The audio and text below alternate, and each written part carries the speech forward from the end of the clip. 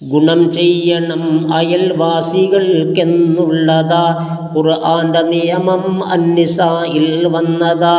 അവൻ്റെ ഉമ്മയോടവൻ എത്ര മാന്യത വേണ്ടതാ, അതുപോലെ അയൽവാസികളോടും വേണ്ടതാ എന്നുള്ളതും തിരു മുസ്തഫ പറയുന്നതാ. ഇബ്നുൽ മുസയ്യിബിൽ നിന്ന് റിപ്പോർട്ടുള്ളതാ. സുഹൃത്തുക്കളെ, ഹക്കുണ്ട് അയൽവാസിക്ക്, അത് 9 ഹദീസിൽ വന്ന്.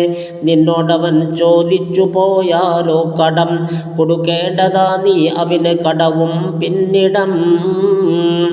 അതുപോലെ എന്തോ എന്തിനോ അവൻ നിന്നെ വിളിച്ചെന്നു വന്നാൽ ചെല്ലണേ നീ പൊന്നെ. കൂടാതവൻ ഒരു രോഗമിൽ പെട്ടെന്ന് അറിയുന്ന പക്ഷം കാണണേ നീ ചെന്ന്.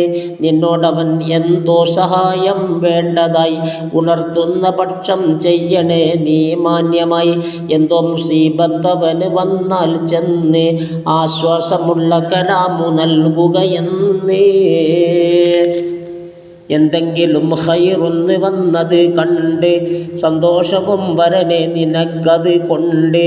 അവൻ വീട്ടിലില്ലാത്തവസരം സൂക്ഷിക്കണേ, അവനുള്ള വീടും മക്കളെയും നോക്കണേ. കൂടാതെ നിന്നിൽ നിന്ന് യാതൊരു ശല്യവും പറ്റാതെ സൂക്ഷിക്കേണ്ടതാണ് എക്കാലവും. ജാറിൻ്റെ ഹക്കെന്താണ് നബിയെ എന്ന് ചോദിച്ചവർക്ക് ജവാബിതായിരുന്നെന്ന്. നസീഹത്തുൽ ഇഖ്വാനിലുണ്ടതി നോക്കണം, 120 2 ചേർക്കണം. അബുൽ യസ്ൽ ബദരി റളിയല്ലാഹു കടമായി പണം കൊടുത്തിട്ട് പിന്നെ അതാഹു, കടക്കാരൻ അപ്പോൾ ദൂരെ നിന്ന് വരുന്നത് കണ്ടുടന റൂമിൽ മറയലാണുണ്ടായത്. എന്നിട്ട് മെല്ലെയുണർത്തി ജാരിയത്തോട് ഞാനിവിടെയില്ലേ എന്ന് പറയവരോട്. ഇത് കേട്ടുടൻ ബഹുമാന്യനും പറയുന്നതായി, പുറത്തേക്ക് വരുവിൻ ശബ്ദവും ഞാൻ കേട്ടുപോയി. ഇത് പറയുവാനും മറയുവാനും എന്താ ഉണ്ടായ കാരണമെന്ന് പറയുക എന്താ?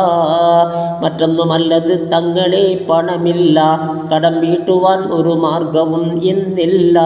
ഇത് കേട്ട് അബുൽ യസ്ർ തന്നുടൻ പറയുന്നതായി, വെറുപ്പൊന്നുമില്ലാതെ ഏറ്റവും സന്തോഷമായി തുക മുഴുവനും ഞാൻ ഇളവ് ചെയ്തിരിക്കുന്നു. നബി മുസ്തഫ തിരുവാക്യവും മൊഴിയുന്നു.